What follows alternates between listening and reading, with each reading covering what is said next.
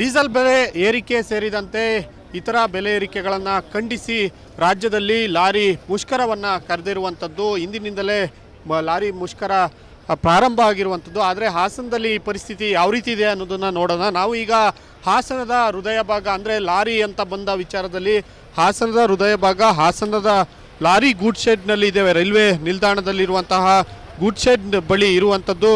ಇಲ್ಲಿ ಹಾಸನದ ಗೂಡ್ ಶೆಡ್ನಲ್ಲಿ ಎಲ್ಲ ಲಾರಿಗಳು ಚಾಲ್ತಿಯಲ್ಲಿ ಇಟ್ಟಿರುವಂಥದ್ದು. ಇವರು ಯಾವುದೇ ಒಂದು ಮುಷ್ಕರದಲ್ಲಿ ಆಗಿಲ್ಲ ಅನ್ನುವಂಥದ್ದು ಇಲ್ಲಿ ಸ್ಪಷ್ಟವಾಗ್ತಿದೆ. ಹಾಗೆ ಈ ಮುಷ್ಕರದ ಬಗ್ಗೆ ಅವರನ್ನೇ ಮಾತಾಡ್ಸೋಣ.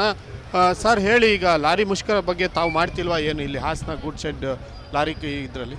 ಈ ಮುಷ್ಕರದ ಬಗ್ಗೆ ನಮಗೂ ಬೆಂಬಲ ಇದೆ, ಬೆಂಬಲ ಕೊಡ್ತಾ ಇದೆ. ಆದರೆ ನಿನ್ನೆಯಿಂದ ಬಂದಿರೋ ರೇಕು ಗುತ್ತಿಗೆದಾರಿಗೆ ಹೊರೆ ಆಗಬಾರ್ದು ಮತ್ತು ರೈತರಿಗೆ ಈಗ ಬಿತ್ತನೆ ಟೈಮು ಆದ್ದರಿಂದ ರಾಸಾಯನಿಕ ಗೊಬ್ಬರಗಳು ತಲುಪಬೇಕು ಅನ್ನೋ ಉದ್ದೇಶದಿಂದ ಗಾಡಿಗಳನ್ನ ಹಿಂಸೆ ಮೇಲೆ ಓಡಿಸ್ತಾ ಇದ್ದೀವಿ. ನಮಗೂ ಬೆಲೆ ಹೊರೆ ಹೆಚ್ಚಾಗ್ತಾ ಇದೆ. ಗಾಡಿಗಳನ್ನ ಮೇಂಟೈನ್ ಮಾಡೋಕ್ಕಾಯ್ತಾಯಿಲ್ಲ, ಗಾಡಿಗಳಿಗೆ ಡ್ರೈವರ್ಗಳಿಗೆ ಸಂಬಳ ಕೊಡೋಕ್ಕಾಯ್ತಾಯಿಲ್ಲ, ಮನೆ ಮೇಂಟೈನ್ ಮಾಡೋಕ್ಕಾಯ್ತಾಯಿಲ್ಲ.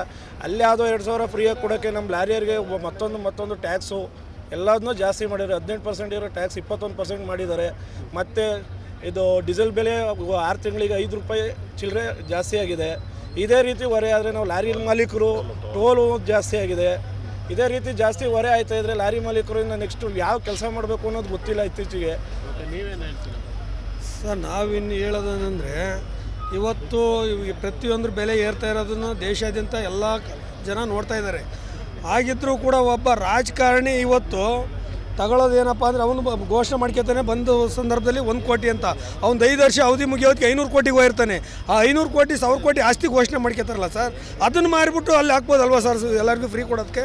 ಈ ನಮ್ಮ ಬಡವ್ರ ಬಗ್ರ ಮೇಲೆ ಎಲ್ಲದನ್ನೂ ತೆರಿಗೆ ಅಂತ ಏರಿ ಲಾರಿ ನೀವು ನಿಲ್ಲಿಸಿದಿರಲ್ಲ, ಲಾರಿಗೆ ಸಂಬಂಧಪಟ್ಟಂತೆ ಏನು ನಮಗೆ ಬೆಂಬಲ ಇತ್ತು, ಬೆಂಬಲ ಕೊಟ್ಟಿದ್ದು. ಬಟ್ ನಿನ್ನೆ ಮಧ್ಯಾಹ್ನ ಬಂದಿರೋದ್ರಿಂದ ರೇಕು ಕಾಂಟ್ರಾಕ್ಟ್ದಾರಿಗೆ ತುಂಬಾ ಹೊರೆ ಆಗ್ತಾಯಿದೆ. ಹಾಗಾಗಿ ಮತ್ತೆ ನಾವು ಇದನ್ನು ರೈತರಿಗೆ ತಲುಪಿಸ್ಬೇಕಾದಂಥ ವಸ್ತುವಾಗಿರೋದ್ರಿಂದ ನಾವು ಇವತ್ತು ಅನಿವಾರ್ಯವಾಗಿ ಓಡಿಸ್ಬೇಕು ಅನ್ನೋದು ಓಡಿಸ್ತಾ ಇದ್ದೀವಿ ಸರ್. ಈಗ ಲಾರಿ ವಿಚಾರಕ್ಕೆ ಬಂದರೆ ಮುಷ್ಕರ ಮಾಡ್ತಿದ್ದೀರಾ, ಪರ್ಟಿಕ್ಯುಲರ್ ಆಗಿ ಲಾರಿಗೆ ಸಂಬಂಧಪಟ್ಟಂಗೆ ನೀವೊಬ್ಬರು ಮಾಲೀಕರಾಗಿ ಏನು ಹೇಳ್ತೀರಿ? ಲಾರಿ ಯಾವೆಲ್ಲ ಇತ್ತೀಚೆಗೆ ದರ ಏರಿಕೆ ಆಗಿದೆ ಲಾರಿಗೆ ಸಂಬಂಧಪಟ್ಟಂಗೆ? ಲಾರಿಗೆ ಸಂಬಂಧಪಟ್ಟಂಗೆ ಡೀಸೆಲ್ಲು 6 ತಿಂಗಳಿಗೆ 5 ರೂಪಾಯಿ ಜಾಸ್ತಿ ಮಾಡಿದ್ದಾರೆ. ಜಾಸ್ತಿ ಮಾಡಿದ್ರೆ ಎಲ್ಲ ತೊಂದರೆ ಆಗ್ತಾಯಿದೆ. ಆಮೇಲೆ ಪೇರ್ ಪಾರ್ಟ್ಸ್ ಎಲ್ಲ ಜಾಸ್ತಿ ಆಗಿದೆ. ಇವರು ಇದನ್ನು ಇಟ್ಬಿಟ್ಟು ಕೇಳಿದರೆ ಬೇರೆ ರಾಜ್ಯದಲ್ಲಿ ಕಡಿಮೆ ಇದೆ, ನಮ್ಮ ರಾಜ್ಯದಲ್ಲಿ ಕಡಿಮೆ ಇದೆ ಅಂತ ಹೇಳ್ತಿದ್ದಾರೆ. ಅದು ಸರಿ ಬರಲ್ಲ. ಡೀಸೆಲ್ ರೇಟ್ ಕಡಿಮೆ ಮಾಡಿದರೆ ಭಾಳ ಸೂಕ್ತ ಅಂತ ಒಳ್ಳೇದು ಹೇಳ್ತಾರೆ. ಟ್ಯಾಕ್ಸು ಎಲ್ಲ ರೇಟ್ ಜಾಸ್ತಿ ಆಗ್ತಾಯಿದೆ. ಪೇರ್ ಪಾರ್ಟ್ಸಿಂದ ಪ್ರತಿಯೊಂದು ಅಂಗಡಿಗೆ ಹೋದರೆ ಏನು ಪೇರ್ ಪಾರ್ಟ್ಸ್ ಇತ್ತು ಎಲ್ಲ ಡಬಲ್ ಆಗಿದೆ. ಪ್ರತಿಯೊಂದು ತೊಂದರೆ ಆಗಿರೋದ್ರಿಂದ ಸ್ಟ್ರೈಕ್ ಮಾಡಬೇಕು. ಆದರೆ ನಮಗೆ ಇವತ್ತು ಕಾಂಟ್ರಾಕ್ಟ್ ಒಬ್ಬರಿಗೆ ಖಾಲಿ ಮಾಡಿಕೊಡ್ಬೇಕು ಅನ್ನೋ ಉದ್ದೇಶಕ್ಕೆ ಇವತ್ತೊಂದು ದಿವಸ ಹೊಡ್ಕೊಡ್ತಾಯಿದ್ವಿ. ಮುಂದೆ ನಮ್ಮ ಸ್ಟ್ರೈಕ್ ಇದ್ದೇ ಇರುತ್ತೆ. ಅಲ್ಲ, ಈಗ ನಾಳೆಯಿಂದ ಮತ್ತೆ ನೀವು ಸ್ಟ್ರೈಕಲ್ಲಿ ಭಾಗಿಯಾಗ್ತೀರಾ ಇಲ್ವಾ? ಬೆಂಬಲ ಇದ್ದೇ ಇರುತ್ತೆ.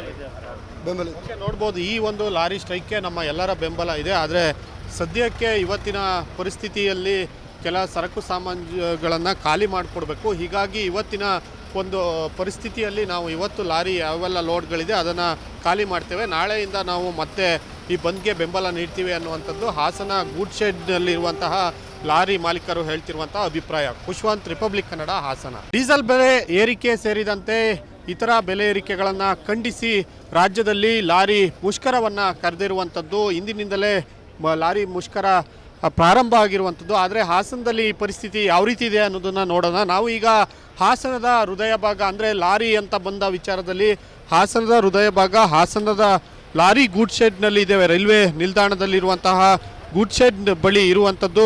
ಇಲ್ಲಿ ಹಾಸನದ ಗೂಡ್ ಶೆಡ್ನಲ್ಲಿ ಎಲ್ಲ ಲಾರಿಗಳು ಚಾಲ್ತಿಯಲ್ಲಿ ಇಟ್ಟಿರುವಂಥದ್ದು. ಇವರು ಯಾವುದೇ ಒಂದು ಮುಷ್ಕರದಲ್ಲಿ ಆಗಿಲ್ಲ ಅನ್ನುವಂಥದ್ದು ಇಲ್ಲಿ ಸ್ಪಷ್ಟವಾಗ್ತಿದೆ. ಹಾಗೆ ಈ ಮುಷ್ಕರದ ಬಗ್ಗೆ ಅವರನ್ನೇ ಮಾತಾಡ್ಸೋಣ. ಸರ್ ಹೇಳಿ, ಈಗ ಲಾರಿ ಮುಷ್ಕರ ಬಗ್ಗೆ ತಾವು ಮಾಡ್ತಿಲ್ವಾ ಏನು ಇಲ್ಲಿ ಹಾಸನ ಗೂಡ್ ಶೆಡ್ ಲಾರಿ ಇದರಲ್ಲಿ? ಈ ಮುಷ್ಕರದ ಬಗ್ಗೆ ನಮಗೂ ಬೆಂಬಲ ಇದೆ, ಬೆಂಬಲ ಕೊಡ್ತಾ ಇದೆ. ಆದರೆ ನಿನ್ನೆಯಿಂದ ಬಂದಿರೋ ರೇಕು ಗುತ್ತಿಗೆದಾರಿಗೆ ಹೊರೆ ಆಗಬಾರ್ದು ಮತ್ತು ರೈತರಿಗೆ ಈಗ ಬಿತ್ತನೆ ಟೈಮು ಆದ್ದರಿಂದ ರಾಸಾಯನಿಕ ಗೊಬ್ಬರಗಳು ತಲುಪಬೇಕು ಅನ್ನೋ ಉದ್ದೇಶದಿಂದ ಗಾಡಿಗಳನ್ನ ಹಿಂಸೆ ಮೇಲೆ ಓಡಿಸ್ತಾ ಇದ್ದೀವಿ. ನಮಗೂ ಬೆಲೆ ಹೊರೆ ಹೆಚ್ಚಾಗ್ತಾ ಇದೆ. ಗಾಡಿಗಳನ್ನ ಮೇಂಟೈನ್ ಮಾಡೋಕ್ಕಾಯ್ತಾಯಿಲ್ಲ, ಗಾಡಿಗಳಿಗೆ ಡ್ರೈವರ್ಗಳಿಗೆ ಸಂಬಳ ಕೊಡೋಕ್ಕಾಯ್ತಾಯಿಲ್ಲ, ಮನೆ ಮೇಂಟೈನ್ ಮಾಡೋಕ್ಕಾಯ್ತಾಯಿಲ್ಲ. ಅಲ್ಲಿ ಯಾವುದೋ 2,000 ಫ್ರೀಯಾಗಿ ಕೊಡೋಕ್ಕೆ ನಮ್ಮ ಲಾರಿಯರಿಗೆ ಮತ್ತೊಂದು ಟ್ಯಾಕ್ಸು ಎಲ್ಲದನ್ನೂ ಜಾಸ್ತಿ ಮಾಡಿದ್ದಾರೆ. 18% ಇರೋ ಟ್ಯಾಕ್ಸ್ 21% ಮಾಡಿದ್ದಾರೆ. ಮತ್ತು ಇದು ಡೀಸೆಲ್ ಬೆಲೆ 6 ತಿಂಗಳಿಗೆ 5 ರೂಪಾಯಿ ಚಿಲ್ಲರೆ ಜಾಸ್ತಿ ಆಗಿದೆ. ಇದೇ ರೀತಿ ಹೊರೆ ಆದರೆ ನಾವು ಲಾರಿ ಮಾಲೀಕರು ಟೋಲು ಜಾಸ್ತಿ ಆಗಿದೆ. ಇದೇ ರೀತಿ ಜಾಸ್ತಿ ಹೊರೆ ಆಯ್ತಾ ಇದ್ರೆ ಲಾರಿ ಮಾಲೀಕರು ಇನ್ನು ನೆಕ್ಸ್ಟ್ ಯಾವ ಕೆಲಸ ಮಾಡಬೇಕು ಅನ್ನೋದು ಗೊತ್ತಿಲ್ಲ ಇತ್ತೀಚೆಗೆ. ನೀವೇನು ಹೇಳ್ತೀರಾ ಸರ್ ನಾವಿನ್ನು ಹೇಳೋದೇನೆಂದರೆ ಇವತ್ತು ಈ ಪ್ರತಿಯೊಂದು ಬೆಲೆ ಏರ್ತಾ ಇರೋದನ್ನು ದೇಶಾದ್ಯಂತ ಎಲ್ಲ ಜನ ನೋಡ್ತಾ ಇದ್ದಾರೆ. ಆಗಿದ್ದರೂ ಕೂಡ ಒಬ್ಬ ರಾಜಕಾರಣಿ ಇವತ್ತು ತಗೊಳ್ಳೋದೇನಪ್ಪ ಅಂದರೆ ಅವನು ಘೋಷಣೆ ಮಾಡ್ಕೊತಾನೆ ಬಂದ ಸಂದರ್ಭದಲ್ಲಿ 1 ಕೋಟಿ ಅಂತ, ಅವ್ನು 5 ವರ್ಷ ಅವಧಿ ಮುಗಿಯೋದಕ್ಕೆ 500 ಕೋಟಿಗೆ ಹೋಗಿರ್ತಾನೆ. ಆ 500 ಕೋಟಿ 1000 ಕೋಟಿ ಆಸ್ತಿ ಘೋಷಣೆ ಮಾಡ್ಕೊತಾರಲ್ಲ ಸರ್, ಅದನ್ನು ಮಾರಿಬಿಟ್ಟು ಅಲ್ಲಿ ಹಾಕ್ಬೋದಲ್ವ ಸರ್ ಎಲ್ಲರಿಗೂ ಫ್ರೀ ಕೊಡೋದಕ್ಕೆ. ಈ ನಮ್ಮ ಬಡವ್ರ ಬಗ್ರ ಮೇಲೆ ಎಲ್ಲದನ್ನೂ ತೆರಿಗೆ ಅಂತ ಏರಿ ಲಾರಿ ನೀವು ನಿಲ್ಸಿದಿರಲ್ಲ, ಲಾರಿಗೆ ಸಂಬಂಧಪಟ್ಟಂತೆ ಏನು ನಮಗೆ ಬೆಂಬಲ ಇತ್ತು, ಬೆಂಬಲ ಕೊಟ್ಟಿದ್ದು. ಬಟ್ ನಿನ್ನೆ ಮಧ್ಯಾಹ್ನ ಬಂದಿರೋದ್ರಿಂದ ರೇಕು ಕಾಂಟ್ರಾಕ್ಟ್ದಾರಿಗೆ ತುಂಬಾ ಹೊರೆ ಆಗ್ತಾ ಇದೆ. ಹಾಗಾಗಿ ಮತ್ತೆ ನಾವು ಇದನ್ನು ರೈತರಿಗೆ ತಲುಪಿಸ್ಬೇಕಾದಂಥ ವಸ್ತುವಾಗಿರೋದ್ರಿಂದ ನಾವು ಇವತ್ತು ಅನಿವಾರ್ಯವಾಗಿ ಓಡಿಸ್ಬೇಕು ಅನ್ನೋದು ಓಡಿಸ್ತಾ ಇದೀವಿ ಸರ್. ಸರ್ ಈಗ ಲಾರಿ ವಿಚಾರಕ್ಕೆ ಬಂದರೆ ಮುಷ್ಕರ ಮಾಡ್ತಿದ್ದೀರಾ, ಪರ್ಟಿಕ್ಯುಲರ್ ಆಗಿ ಲಾರಿಗೆ ಸಂಬಂಧಪಟ್ಟಂಗೆ ನೀವೊಬ್ಬರು ಮಾಲೀಕರಾಗಿ ಏನು ಹೇಳ್ತೀರಿ? ಲಾರಿ ಯಾವೆಲ್ಲ ಇತ್ತೀಚೆಗೆ ದರ ಏರಿಕೆ ಆಗಿದೆ ಲಾರಿಗೆ ಸಂಬಂಧಪಟ್ಟಂಗೆ? ಲಾರಿಗೆ ಸಂಬಂಧಪಟ್ಟಂಗೆ ಡೀಸೆಲ್ಲು 6 ತಿಂಗಳಿಗೆ 5 ರೂಪಾಯಿ ಜಾಸ್ತಿ ಮಾಡಿದ್ದಾರೆ. ಜಾಸ್ತಿ ಮಾಡಿದ್ರೆ ಎಲ್ಲ ತೊಂದರೆ ಆಗ್ತಾಯಿದೆ. ಆಮೇಲೆ ಪೇರ್ ಪಾರ್ಟ್ಸ್ ಎಲ್ಲ ಜಾಸ್ತಿ ಆಗಿದೆ. ಇವರು ಇದನ್ನು ಇಟ್ಬಿಟ್ಟು ಕೇಳಿದರೆ ಬೇರೆ ರಾಜ್ಯದಲ್ಲಿ ಕಡಿಮೆ ಇದೆ, ನಮ್ಮ ರಾಜ್ಯದಲ್ಲಿ ಕಡಿಮೆ ಇದೆ ಅಂತ ಹೇಳ್ತಿದ್ದಾರೆ. ಅದು ಸರಿ ಬರಲ್ಲ. ಡೀಸೆಲ್ ರೇಟ್ ಕಡಿಮೆ ಮಾಡಿದರೆ ಭಾಳ ಸೂಕ್ತ ಅಂತ ಒಳ್ಳೇದು ಹೇಳ್ತಾರೆ. ಟ್ಯಾಕ್ಸು ಎಲ್ಲ ರೇಟ್ ಜಾಸ್ತಿ ಆಗ್ತಾಯಿದೆ. ಪೇರ್ ಪಾರ್ಟ್ಸಿಂದ ಪ್ರತಿಯೊಂದು ಅಂಗಡಿಗೆ ಹೋದರೆ ಏನು ಪೇರ್ ಪಾರ್ಟ್ಸ್ ಇತ್ತು ಎಲ್ಲ ಡಬಲ್ ಆಗಿದೆ. ಪ್ರತಿಯೊಂದು ತೊಂದರೆ ಆಗಿರೋದ್ರಿಂದ ಸ್ಟ್ರೈಕ್ ಮಾಡಬೇಕು. ಆದರೆ ನಮಗೆ ಇವತ್ತು ಕಾಂಟ್ರಾಕ್ಟ್ ಒಬ್ಬರಿಗೆ ಖಾಲಿ ಮಾಡಿಕೊಡ್ಬೇಕು ಅನ್ನೋ ಉದ್ದೇಶಕ್ಕೆ ಇವತ್ತೊಂದು ದಿವಸ ಹೊಡ್ಕೊಡ್ತಾಯಿದ್ವಿ. ಮುಂದೆ ನಮ್ಮ ಸ್ಟ್ರೈಕ್ ಇದ್ದೇ ಇರುತ್ತೆ. ಅಲ್ಲ ಈಗ ನಾಳೆಯಿಂದ ಮತ್ತೆ ನೀವು ಸ್ಟ್ರೈಕಲ್ಲಿ ಭಾಗಿಯಾಗ್ತೀರಾ ಇಲ್ವಾ? ಬೆಂಬಲ ಇದ್ದೇ ಇರುತ್ತೆ.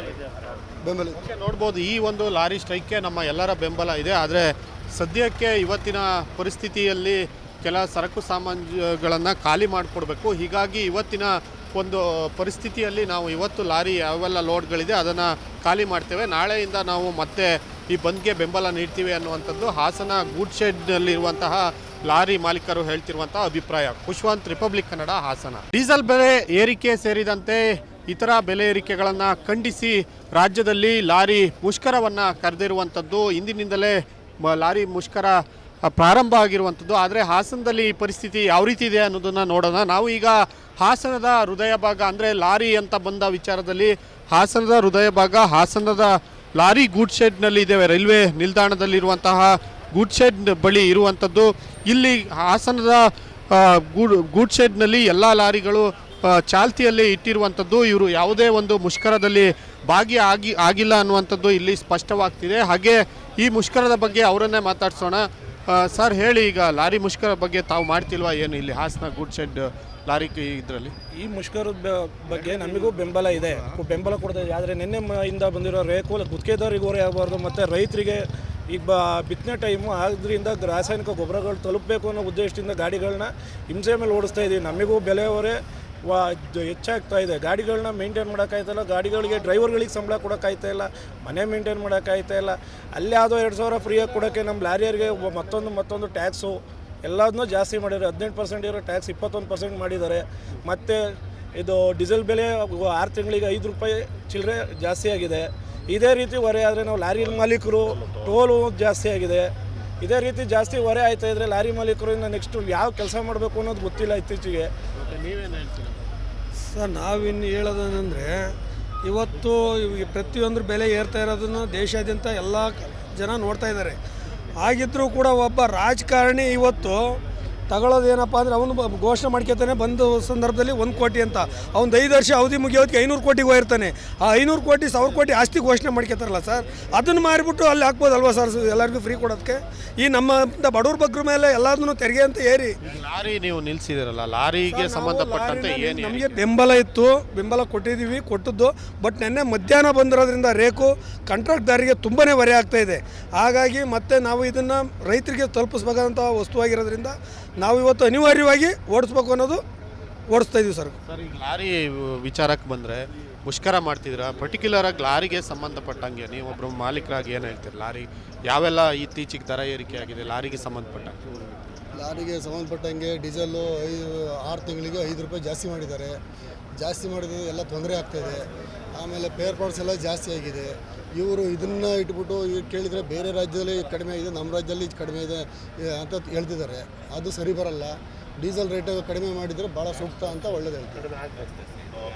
ಟ್ಯಾಕ್ಸು ಎಲ್ಲ ರೇಟ್ ಜಾಸ್ತಿ ಆಗ್ತಾಯಿದೆ. ಪೇರ್ ಪಾರ್ಟ್ಸಿಂದ ಹಿಡಿದು ಪ್ರತಿಯೊಂದು ಅಂಗಡಿಗೆ ಹೋದರೆ ಏನು ಪೇರ್ ಪಾರ್ಟ್ಸ್ ಇತ್ತು ಎಲ್ಲ ಡಬಲ್ ಆಗಿದೆ. ಪ್ರತಿಯೊಂದು ತೊಂದರೆ ಆಗಿರೋದ್ರಿಂದ ಸ್ಟ್ರೈಕ್ ಮಾಡಬೇಕು. ಆದರೆ ನಮಗೆ ಇವತ್ತು ಕಾಂಟ್ರಾಕ್ಟ್ ಒಬ್ಬರಿಗೆ ಖಾಲಿ ಮಾಡಿಕೊಡ್ಬೇಕು ಅನ್ನೋ ಉದ್ದೇಶಕ್ಕೆ ಇವತ್ತೊಂದು ದಿವಸ ಹೊಡ್ಕೊಡ್ತಿದ್ವಿ. ಮುಂದೆ ನಮ್ಮ ಸ್ಟ್ರೈಕ್ ಇದ್ದೇ ಇರುತ್ತೆ. ಅಲ್ಲ, ಈಗ ನಾಳೆಯಿಂದ ಮತ್ತೆ ನೀವು ಸ್ಟ್ರೈಕಲ್ಲಿ ಭಾಗಿಯಾಗ್ತೀರಾ ಇಲ್ವಾ? ಬೆಂಬಲ ಇದ್ದೇ ಇರುತ್ತೆ. ಬೆಂಬಲ ನೋಡ್ಬೋದು, ಈ ಒಂದು ಲಾರಿ ಸ್ಟ್ರೈಕ್ಗೆ ನಮ್ಮ ಎಲ್ಲರ ಬೆಂಬಲ ಇದೆ. ಆದರೆ ಸದ್ಯಕ್ಕೆ ಇವತ್ತಿನ ಪರಿಸ್ಥಿತಿಯಲ್ಲಿ ಕೆಲ ಸರಕು ಸಾಮಾನುಗಳನ್ನು ಖಾಲಿ ಮಾಡಿಕೊಡ್ಬೇಕು. ಹೀಗಾಗಿ ಇವತ್ತಿನ ಒಂದು ಪರಿಸ್ಥಿತಿಯಲ್ಲಿ ನಾವು ಇವತ್ತು ಲಾರಿ ಯಾವೆಲ್ಲ ಲೋಡ್ಗಳಿದೆ ಅದನ್ನು ಖಾಲಿ ಮಾಡ್ತೇವೆ. ನಾಳೆಯಿಂದ ನಾವು ಮತ್ತೆ ಈ ಬಂದ್ಗೆ ಬೆಂಬಲ ನೀಡ್ತೀವಿ ಅನ್ನುವಂಥದ್ದು ಹಾಸನ ಗೂಡ್ ಶೆಡ್ನಲ್ಲಿರುವಂತಹ ಲಾರಿ ಮಾಲೀಕರು ಹೇಳ್ತಿರುವಂಥ ಅಭಿಪ್ರಾಯ. ಖುಷ್ವಂತ್, ರಿಪಬ್ಲಿಕ್ ಕನ್ನಡ, ಹಾಸನ.